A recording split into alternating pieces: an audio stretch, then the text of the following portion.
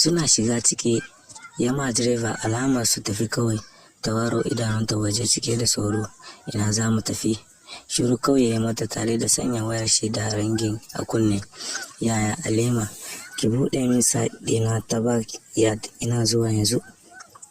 Wani irin buɗe side babban ajiya baki na jiran ka zo tare cikin gida.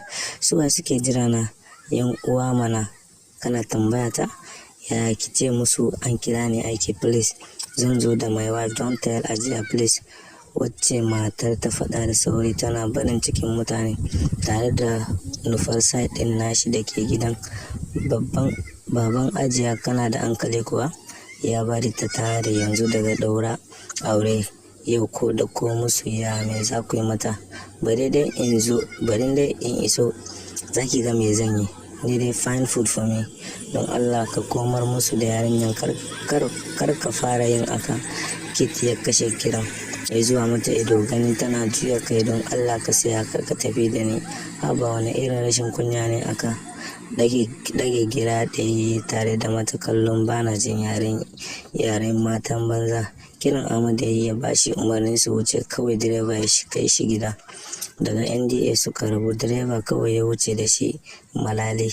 Su kuwa su Amina baki sake su gabi motoci da kallo daga ɗaura aure. Yau ya tafi da amarya? Lalle wannan anguwa akwai aiki.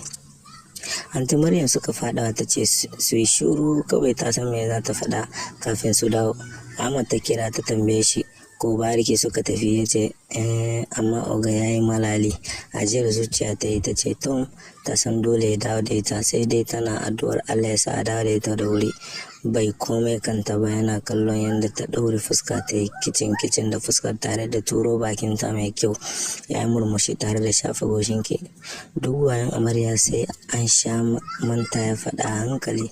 Ta ce je sare ta yi min dif. Suna zuwa mai gadi ya wake mai gate. Direba ya shiga da ita dai da pat din direba ya aje motar. Ya Alima ta fito domin ganin da gaske ke ko wasa, don ta san ba taɓa yi ba bare a fara ta kansu. Baki ta sake ganin yadda tare da zagayawa ɗayan side ɗin ya buɗe mata fito, ya ce taki motsa hannu ya sa ya janyo ta tare da ɗaga ta cak in a brother style. Ya ba direba umarnin ya tafi karma a san ya dawo. Baban ajiya da gaske ɗauko ta yi ta sakar rana. To sai me, ba shaida ba ne? Kunya ta mugun rufe Yasmin, ganin fuskar yar uwar shi da kana gani kana kasan jinin su ɗaya, don suna mugun kama da gaske.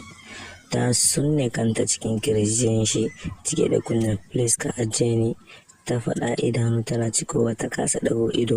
Ya kure Fatima, na san ba laifin ki bane, na san rashin kunyar baban ajiya sare.